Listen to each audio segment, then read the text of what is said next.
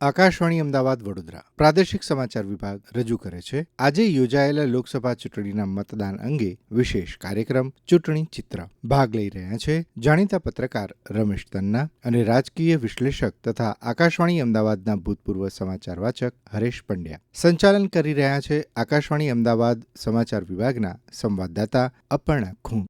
ગુજરાતમાં લોકસભાની 25 અને વિધાનસભાની 5 બેઠકો માટે આજે શાંતિપૂર્ણ વાતાવરણમાં મતદાન યોજાઈ ગયું અને 25 બેઠકો પર છેલ્લા આંકડા મુજબ ગુજરાતમાં 55% જેટલું મતદાન થયું છે. તો આ ચૂંટણી અને આજે થયેલા મતદાન અંગે ચર્ચા કરવા આપણી સાથે સ્ટુડિયોમાં છે જાણીતા પત્રકાર રમેશ તન્ના અને રાજકીય વિશ્લેષક તેમજ આકાશવાણીના ભૂતપૂર્વ સમાચાર વાચક હરેશ પંડ્યા. ખૂબ ખૂબ સ્વાગત છે આપનું સ્ટુડિયોમાં. Thank you. યસ. સૌપ્રથમ તો આજે થયેલા મતદાન અંગે આપણે વાત કરીશું કે કેવો જુસ્સો જોવા મળ્યો મતદારોનો, શું કહેશો?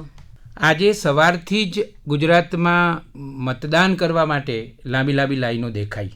ઉનાળો છે, ગરમી ખૂબ છે, એટલે સ્વાભાવિક છે કે લોકોને એવું હોય કે સવારમાં મતદાન કરી લઈએ. ઘણા બધા મતદાન મથકો ઉપર તો એવું પણ જોવા મળેલું કે સવારમાં 6 વાગે લાંબી લાંબી લાઈનો જોવા મળી હતી. તો આ વસ્તુ બતાવે છે કે લોકોને મતદાન કરવાની એક ઉત્સાહ હતો લોકોમાં. પણ બપોરે એ જુસ્સો જરા ઘટ્યો કારણ કે ગરમીનું પ્રમાણ ઘણું હતું અને ઢળતા બપોરે પછી પાછા લોકો બહાર આવ્યા અને મતદાને પાછી ગતિ પકડી હોય એવું લાગ્યું આપણને. સાચી વાત છે.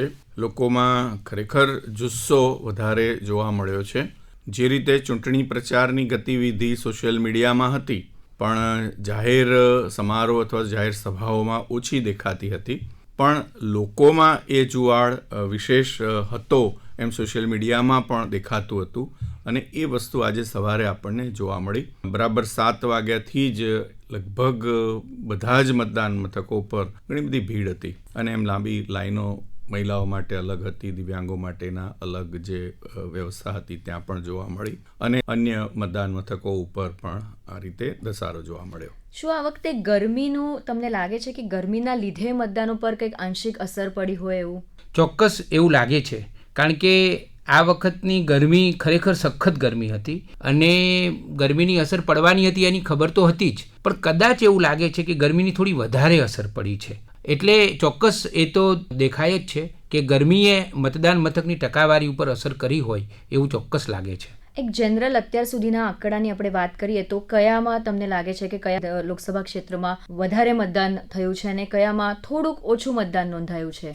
આમાં સામાન્ય રીતે આપણાબેન એવું હતું કે કેટલાક મત વિસ્તારોમાં વિશેષ ધસારો હતો. એટલે શહેરી ઉદાસીનતા આજે નહીં, અગાઉથી વર્ષોથી આ જોવા મળે છે એમ શહેરી મતદારોમાં થોડી ઉદાસીનતા જોવા મળી. પહેલા કલાકના જ જે આંકડા આવ્યા એ જોતા સાબરકાંઠા એકદમ 9.5-10% જેટલા મતદાને પહોંચી ગયું હતું, જે ખરેખર સરસ લાગતું હતું.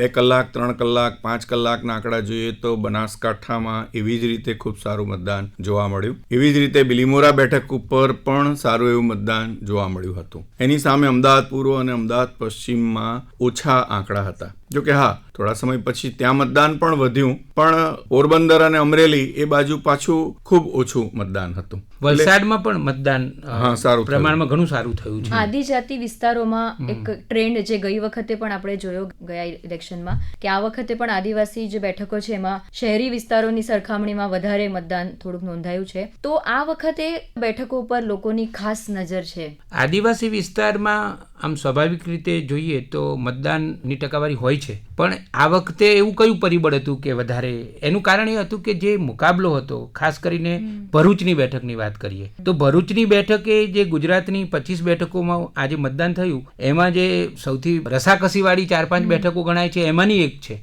કે એમાં ચૈતર વસાવા એ કોંગ્રેસ અને આપ પક્ષના સંયુક્ત ઉમેદવાર છે અને સામે ભારતીય જનતા પક્ષના મનસુખ વસાવા. તો મનસુખભાઈ અને ચૈતરભાઈ વચ્ચે જે જબરજસ્ત રસાકસી છે એને કારણે પણ મતદાનની ટકાવારી વધી હોય અને એ બંને ખૂબ મહેનત કરી છે. મતદાન વધારે કરાવવા માટે લોકો સુધી એ બંને જણા ઉમેદવારો પણ ખૂબ પહોંચ્યા છે, એની પણ એક અસર છે. આદિવાસી વિસ્તારમાં હવે થોડી વધારે જાગૃતિ પણ આવી રહી છે, એવું પણ એક પરિબળ ચોક્કસ તમે ગણાવી શકો. બરાબર છે. રાષ્ટ્રીય સાક્ષરતામાં પણ તમે જુઓ તો અત્યારે આપણને આ વસ્તુ જોવા મળે છે. બીજું કે મનસુખભાઈ વસાવા તો પોતે ત્યાંના સિટિંગ એમપી છે અને લગભગ છેલ્લા 6 સમયથી એ પોતે ચૂંટાઈ આવે છે. એમનો પ્રભાવ છે. એની સામે ચૈતર વસાવા એ નવા ઉમેદવાર છે, પણ હા, એ રાજપીપળાની બેઠક પરથી ચૂંટાઈને આવ્યા છે એમ ધારાસભ્ય તરીકેનો એમનો એક રેકોર્ડ છે. આદિવાસી મતદારોમાં એમણે પોતાનું આખું પ્રભુત્વ પણ ઊભું કર્યું છે. એટલે એ રીતે જોઈએ તો ત્યાં સારી એવી રસાકસી છે. હમણાં આપણે રસાકસી ભરી જે બેઠકો છે એની વાત કરીએ છીએ, તો ભરૂચ ઉપરાંત કઈ કઈ બેઠકો એવી છે જેમાં વધારે રસાકસી આ વખતે જોવા મળશે? બનાસકાંઠા બેઠકનો તમારે વિચાર કરવો પડે, યસ, કારણ કે બનાસકાંઠા બેઠકમાં ગેનીબેન ઠાકોર અને રેખાબહેન એ બંનેનો મુકાબલો ત્યારે એવું લાગી રહ્યું છે કે એકદમ કસમકસ વાળો મુકાબલો છે. એવી જ રીતે તમે રાજકોટ બેઠકને પણ વિચારી શકો, કારણ કે રાજકોટ બેઠકમાં તો જે આખી ઘટના બની અને એને કારણે જે નવા નવા સંજોગો ઊભા થયા, એટલે રાજકોટમાં પણ રસાકસી થશે એવું રાજકીય સમીક્ષકોનું અને મીડિયાનું પણ એવું માનવું છે. એમાં આ બે બેઠકોનો તો વિચાર કરવો જ પડે તમારે. ના, બરાબર છે. પરસોત્તમ રૂપાલા અને સામે પરેશ ધાનાણી છે, એમ બંને ઉમેદવારો તરીકે સક્ષમ છે. રાજકીય ક્ષેત્રે પીઢ છે. હા, આમ જોવા જઈએ તો બંનેનો એ રાજકીય ગઢ નથી, બંને માટે એ બેઠક નવી છે. પણ ત્યારે જે પરિસ્થિતિ ઊભી થઈ છે ત્યાં, અને એમ જે કોઈ અત્યારે બહુ ચર્ચિત વિષયો એની સાથે જોડાયા, એના કારણોસર એ બાબત છે. એ રીતે જોતા પરસોત્તમ રૂપાલા કેન્દ્રીય મંત્રી તરીકે જ્યારે છે તો એ જોતા એ બેઠકનું આમ પણ મહત્વ એ વધી જાય છે. એટલે આ ચર્ચામાં એમનું સ્થાન તો છે જ. આવું જ મને મનસુખ માંડવિયાની બેઠકનું પણ, ત્યાં પણ લલિત વસોયા સાથે છે, એટલે એ બંને પણ ત્યાં પોરબંદરની બેઠક ઉપર સ્પર્ધામાં છે. તો ત્યાં પણ એ મુકાબલો એ કશ્મકશનો છે. એમાં તમે જામનગર અને આપણું આણંદ એ બંને પણ ઉમેરી શકો. રાઈટ. એટલે જે કુલ 25 બેઠકો છે એમાંથી 5-7 બેઠકો એવી છે કે જેના ઉપર નજર કરવી પડશે એવું લાગે છે. આણંદમાં અમિત ચાવડા એ પોતે સક્ષમ ઉમેદવાર છે. એની સામે મિતેશ પટેલ એ પણ સિટિંગ એમપી છે અને ઘણા સમયથી એમનો પોતાનો ત્યાં પ્રભાવ છે.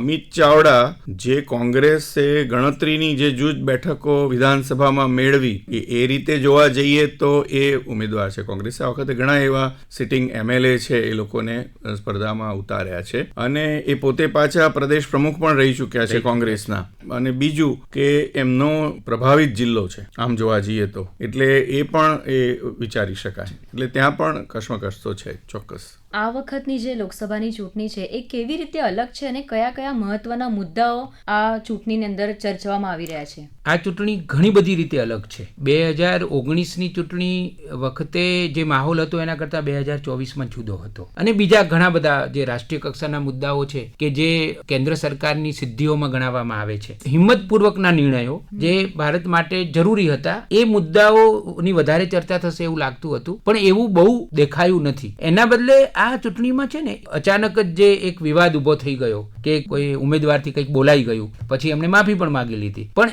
એ મુદ્દો એટલો બધો છવાયેલો રહ્યો કે મહત્વના બીજા બધા મુદ્દાઓ જાણે કે દબાઈ ગયા હોય, બાજુમાં રહી ગયા હોય એવું લાગ્યું. એટલે ઘણીવાર એવું પણ લાગે કે જાણે કે મુદ્દાઓ વગર જ ચૂંટણી લડાઈ હોય. હું જરા બીજી રીતે વાત કરું છું. મને એવું લાગે છે કે એક સમય એવો હતો કે જ્યારે ચૂંટણી લડાતી ત્યારે સ્થાનિક મુદ્દાઓ ઉપર ચૂંટણી લડાતી. એટલે એમ કે લોકો મોંઘવારીનો મુદ્દો લઈ આવે, ભાવ વધારા લઈ આવે, અથવા તો એવા સ્થાનિક પ્રશ્નો લઈ આવે. એટલે કે સામાન્ય સમાજને સ્પર્શતા પ્રશ્નો પૂરતું એમ જે રાજકારણ હોય ને એ રમાતું હતું. આ વખતે હા, ચોક્કસ કોંગ્રેસે એ પ્રકારના પ્રશ્નો ઊભા કર્યા છે ને રજૂઆત કરી છે, પણ હું એવું માનું છું કે આ વખતે એમાં પણ રાષ્ટ્રીય રીતે જોવા જઈએ ને તો વિકાસના મુદ્દાઓ પર રાજનીતિ રહી છે.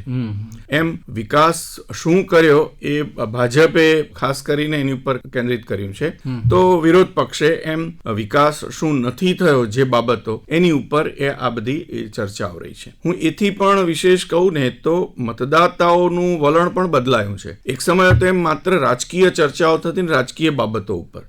હવે સાંસ્કૃતિક બાબત, આર્થિક બાબત, ઐતિહાસિક બાબત એને લોકો લક્ષ્યમાં રાખતા થયા છે અને એમ એને સાંકળી અને આખી રાજનીતિનું જે વલણ છે ને એ બદલાઈ રહ્યું છે. આ કદાચ બહુ મોટું પરિવર્તન. એટલે લોકો માત્ર પેલા મુદ્દાઓથી જ ચૂંટણીને જુએ છે અને મત આપે છે એવું નથી રહ્યું. એમ લોકો આર્થિક બાબતો તો જુએ જ છે, પણ સાંસ્કૃતિક અને ઐતિહાસિક જે પરિબળો છે એને પણ સાંકળી અને એના ઉપર આખું જાણે મતદાન થતું હોય એવું આમાં દેખાઈ રહ્યું છે. અને સોશિયલ મીડિયાના આવવાથી પ્રચારનું સ્વરૂપ બદલાઈ રહ્યું છે એવું લાગે છે. આ મુદ્દા ઉપર ખાસ ચર્ચા કરવાની જરૂર છે. મોટાભાગે જે ચૂંટણીઓ થતી એમાં જનસભાઓ અને જનમેદની અને લાખોની સંખ્યામાં લોકો ભેગા થતા, ક્યારેક સ્વયંભૂ ભેગા થતા, એક દોર એવો પણ આવ્યો કે પછી એમાં પણ એક વ્યવસ્થા કરવી પડતી હતી, એવું પણ બન્યું. પરંતુ હવે આખું સ્વરૂપ બદલાઈ રહ્યું છે. એ સ્વરૂપ એ બદલાઈ રહ્યું છે કે સોશિયલ મીડિયાને કારણે અને જે ટેકનોલોજીને કારણે મોબાઈલ ફોન એકદમ હાથવગો થઈ ગયો છે, જે રીતે લોકો એનો વધારે ને વધારે ઉપયોગ કરી રહ્યા છે, તો ઇવન રાજકીય પક્ષો પણ હવે એમાં બહુ જે ફિઝિકલ સભાઓ થતી હતી એના બદલે આખું સ્વરૂપ બદલાઈ રહ્યું છે. હવે કદાચ એવું પણ બનશે કે થોડા વર્ષો પછી જનસભાઓ બહુ જ ઓછી થાય, એની સંખ્યા ઘણી ઘટી જાય, અથવા તો જનસભાઓ કદાચ એવું પણ બને કે ટેકનોલોજીની મદદથી હવે મોબાઈલ ફોન ઉપર કે ડિવાઇસીસ ઉપર કરવામાં આવે અને એમાં એમ થાય કે ભાઈ જો અમારી સાથે એક સાથે 50 લાખ લોકો જોડાયા હતા, ફેસબુક લાઈવ. હા, એટલે એ સ્વરૂપ બદલાયું, એનો પ્રારંભ થઈ ગયો છે. આ ચૂંટણીઓમાં પણ આપણને દેખાયું.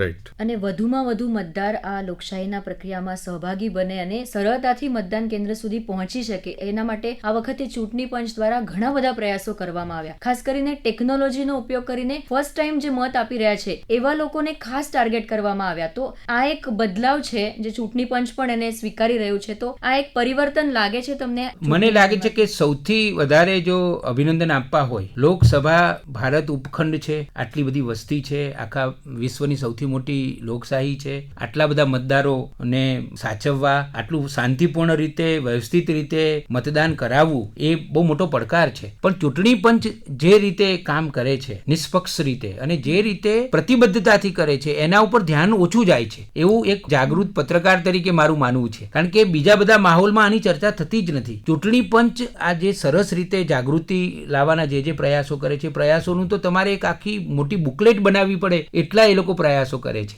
દાખલા તરીકે હું તમને કહું હરેશભાઈ, કે જે પ્રેસ કોન્ફરન્સ થઈ ત્યારે જે માહિતી આપવામાં આવી હતી, પછી મેં એનો અભ્યાસ કર્યો તો જાણવા મળ્યું કે પર્યાવરણનું કેટલું ધ્યાન રાખવામાં આવ્યું છે. આ મુદ્દો ક્યારે કોઈ મીડિયામાં તમે વાંચ્યો પણ નહીં હોય, પણ પર્યાવરણ ફ્રેન્ડલી આ ચૂંટણી પંચનો જે અભિગમ છે એના ઓછામાં ઓછા 20 મુદ્દાઓ છે કે અમે કેટલું બધું ધ્યાન રાખીએ છીએ. દુર્ગમ વિસ્તારોમાં ખાલી કોઈ 2 મતદાર હોય તો તમને એવી તસવીરો દેખાશે કે પેલા જે અધિકારીઓ છે એ અધિકારીઓ ધીરે ધીરે ધીરે છેક ઉપર જઈ રહ્યા છે. 11 લગભગ એવા જે મતદાન મથકો ઉભા કર્યા છે કે જ્યાં આ વિસ્તારના લોકો, અને જાગૃતિ માટેના જે સોશિયલ મીડિયા સહિતના જે પ્રયાસો ચૂંટણી મંચે કર્યા છે, મેટાવર્સનો આ વખતે બહુ જ સારો ઉપયોગ કર્યો. પણ ચૂંટણી પંચ ઉપર તો કદાચ વધારે ચર્ચા, એના જે કાર્યની વાત છે એના ઉપર થોડી વધારે ચર્ચા કરી અને એને શાબાશી આપવી જોઈએ એવું મને લાગે છે.